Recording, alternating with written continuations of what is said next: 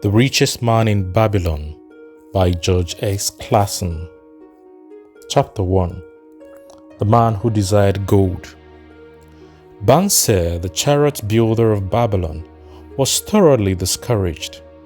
From his seat upon the low wall surrounding his property, he gazed sadly at his simple home and the open workshop in which stood a partially completed chariot. His wife frequently appeared at the open door. Her furtive glances in his direction reminded him that the meal bag was almost empty, and he should be at work finishing the chariot, hammering and hewing, polishing and painting, stretching out the leather over the wheel rims, preparing it for delivery so he could collect from his wealthy customer. Nevertheless, his fat muscular body sat suddenly upon the wall. His slow mind was struggling patiently with a problem for which he could find no answer. The hot tropical sun, so typical of this valley of the Euphrates, beat down upon him mercilessly. Beads of perspiration formed upon his brow and trickled down unnoticed to lose themselves in the hairy jungle of his chest. Beyond his home towered the high terraced walls surrounding the king's palace. Nearby, cleaving the blue heavens, was the painted tower of the Temple of Bel. In the shadow of such grandeur was his simple home and many others far less neat and well cared for. Babylon was like this, a mixture of grandeur and squalor, of dazzling wealth and barest poverty, crowded together without plan or system within the protecting walls of the city. Behind him, had he cared to turn and look, the noisy chariot of the rich jostled and crowded aside the sandaled tradesmen as well as the barefooted beggars. Even the rich were forced to turn into the gutters to clear the way for the long lines of slave water carriers on the king's business, each bearing a heavy goat skin of water to be poured upon the hanging gardens. Bansir was too engrossed in his own problem to hear or heed the confused hubbub of the busy city. It was the unexpected twanging of the strings from a familiar lure that aroused him from his reverie.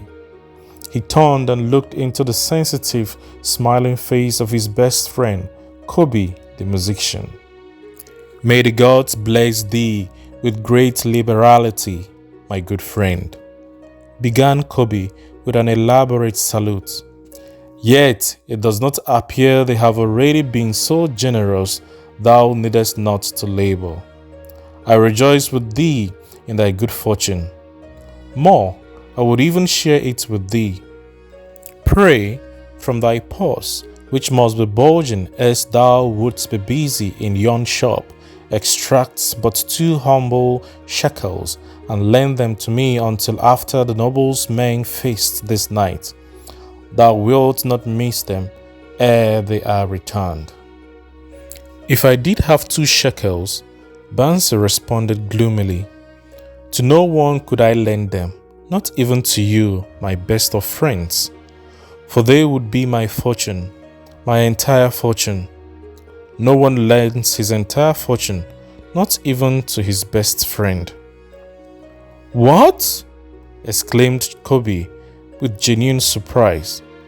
"Thou hast not 1 shekel in thy purse, yet sit like a statue upon a wall. Why not complete that chariot? How else canst thou provide for thy noble appetite? 'Tis not like thee, my friend. Where is thy endless energy? Doth something distress thee? Have the gods brought to thee troubles?" "A torment from the gods it must be," Bansir agreed. "It began with a dream, a senseless dream, in which I thought I was a man of means. From my belt hung a handsome purse, heavy with coins.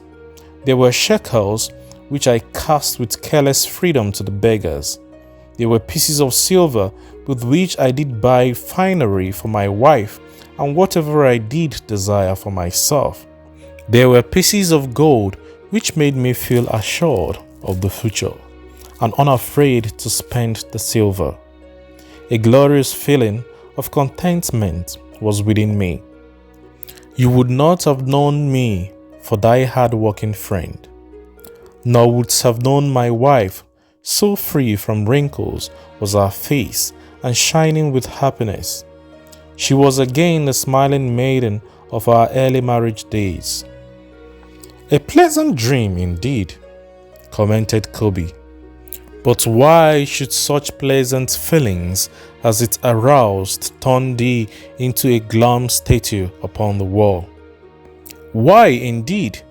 Because when I awoke and remembered how empty was my purse, a feeling of rebellion swept over me. Let us talk it over together, for as the sailors do say, we ride in the same boat, we too. As youngsters, we went together to the priest to learn wisdom. As young men, we shared each other's pleasures. As grown men, we have always been close friends. We have been contented subjects of our kind. We have been satisfied to work long hours and spend our earnings freely. We have earned much coin in the years that have passed, yet to know the joys that come from wealth, we must dream about them. Bah! Are we more than dumb sheep? We live in the richest city in all the world. The travelers do say none equals it in wealth. About us is much display of wealth, but of it we ourselves have not. After half a lifetime of hard labor, thou, my best of friends, hast an empty purse, and said to me, may I borrow such a trifle as 2 shekels until after the nobleman's feast this night? Then what do I reply? Do I say, here is my purse, its contents will I gladly share? No, I admit that my purse is as empty as thine. What is the matter? Why cannot we acquire silver and gold, more than enough for food and robes? Consider also our sons, Bansir continued. Are they not following in the footsteps of their fathers? Need they and their families and their sons and their sons' family live all their lives in the midst of such treasures of gold, and yet, like us, be content to banquet upon sour goat's milk and porridge? Never in all the years of our friendship didst thou talk like this before, Bansir. Kobe was puzzled. Never in all those years did I think like this before. From early dawn until darkness stopped me, I have labored to build the finest chariot any man could make, soft-heartedly hoping someday the gods will recognize my worthy deeds and bestow upon me great prosperity. This they have never done. At last I realized this they would never do. Therefore, my heart is sad. I wish to be a man of means. I wish to own lands and cattle, to have fine robes and coins in my purse. I am willing to work for these things with all the strength in my back, with all the skill in my hands, with all the cunning in my mind. But I wish my labors to be fairly rewarded. What is the matter with us? Again I ask you, why cannot we have our just share of the good things so plentiful for those who have the gold with which to buy them? Would I knew an answer? Kobe replied, no better than thou am I satisfied. My earnings from my lyre are quickly gone. Often must I plan and scheme that my family be not hungry. Also, within my breast is a deep longing for a lyre large enough that it may truly sing the strings of music that do surge through my mind. With such an instrument could I make music finer than even the king has heard before. Such a lyre thou shouldst have. No man in all Babylon could make it song more sweetly, could make it sing so sweetly. Not only the king, but the gods themselves would be delighted. But how mayest thou secure it, while we both of us are as poor as the king's slaves? Listen to the bell, here they come." He pointed to the long column of half-naked, sweating water bearers plodding laboriously upon the narrow streets from the river. 5 abreast they marched, each bent under a heavy goatskin of water. "A fine figure of a man, he who doth lead them," Kobe indicated the wearer of the bell, who marched in front without a load. "A prominent man in his own country. 'Tis easy to see. There are many good figures in the line," Bansir agreed. "As good men as we, tall, blond men from the north, laughing black men from the south, little brown men from the nearer countries, all marching together from the river to the gardens, back and forth, day after day, year after year, not of happiness to look forward to. Beds of straw upon which to sleep, hard grain porridge to eat. Pity the poor brutes, Kobe." "Pity them I do, yet thou dost make me see how little better off we are, free men though we call ourselves." "That is truth, Kobe, unpleasant thought though it be. We do not wish to go on year after year, living slavish lives, working, getting nowhere. Might we not find out how others acquire gold and do as they do?" Kobe inquired. "Perhaps there is some secret we might learn if we but sought from those who knew," replied Bansir thoughtfully. "This very day," suggested Kobe, "I did pass our old friend Akkad riding in his golden chariot.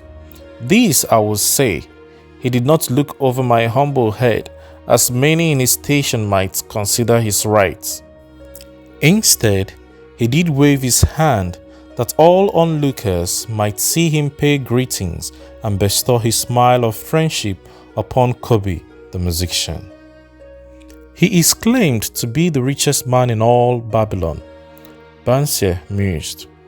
"So rich the king is said to seek his golden aid in affairs of the treasury," Kobe replied. "So rich," Bansir interrupted, "I fear if I should meet him in the darkness of the night, I should lay my hands upon his fat wallet." "Nonsense," reproved Kobe. "A man's wealth is not in the purse he carries. A fat purse quickly empties if there be no golden stream to refill it. Akkad has an income that constantly keeps his purse full, no matter how liberally he spends." "Income, that is the thing," ejaculated Bansir. "I wish an income that will keep flowing into my purse, whether I sit upon the wall or travel to far lands. Akkad must know how a man can make an income for himself. Dost suppose it is something he could make clear to a mind as low as mine?" "Methinks he did teach his knowledge to his son, Nomasir," Kobe responded. "Did he not go to Nineveh, and so it is told at the inn, become, without aid from his father, one of the richest men in that city?" "Kobe, thou bringest to me a rare thought." A new light gleamed in Bansir's eyes. It cost nothing to ask wise advice from a good friend, and Akkad was always that. Never mind, though our purses be as empty as the falcon's nest of a year ago. Let that not detain us. We are weary of being without gold in the midst of plenty. We wish to become men of means. Come, let us go to Akkad and ask how we also may acquire incomes for ourselves." "Thou speakest with true inspiration, Bansir. Thou bringest to my mind a new understanding. Thou makest me to realize the reason why we have never found any measure of wealth. We never sought it. Thou hast labored patiently to build the staunchest chariot in Babylon. To that purpose was devoted your best endeavors. Therefore, at it thou didst succeed. I strove to become a skillful lyre player, and at it I did succeed. In those things towards which we exerted our best endeavors, we succeeded. The gods were content to let us continue thus. Now, at last, we see a light, bright like that from the rising sun. It biddeth us to learn more, that we may prosper more. With a new understanding, we shall find honorable ways to accomplish our desires. Let us go to Akkad this very day, Bansir urged. Also, let us ask other friends of our boyhood days who have fared no better than ourselves to join us, that they too may share in his wisdom. Thou wert ever thus thoughtful of thy friends, Bansir. Therefore hast thou many friends. It shall be as thou sayest. We go this day and take them with us.